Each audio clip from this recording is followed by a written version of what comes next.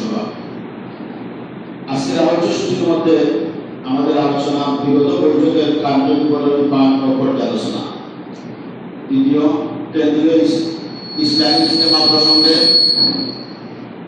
পরিকল্পনা, বাজেট পাঠ ও পর্যালোচনা করা, উপজেলা বাস্তবায়ন কমিটি গঠন করা, ইউনিয়ন ভিত্তিক শহরের শিবির তৈরি করা, বিবিধ বাস্তবায়ন কমিটি পরবর্তী বৈঠক তারিখ নির্ধারণ করা, আমানত ও জনসংখ্যার টার্গেট পর্যালোচনা করা, লিফলেট ও কুপন বিলি করা, সমাপনী বয়ান ও মোনাজাত।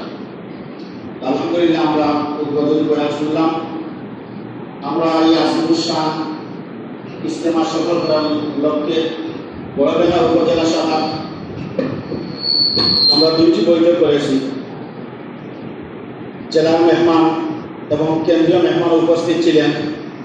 আমাদেরকে বলা হয়েছিল কেন্দ্রীয় সিদ্ধান্তগুলো আসবে এবং জেলাতে বৈঠক হবে, পরামর্শ সভা হবে।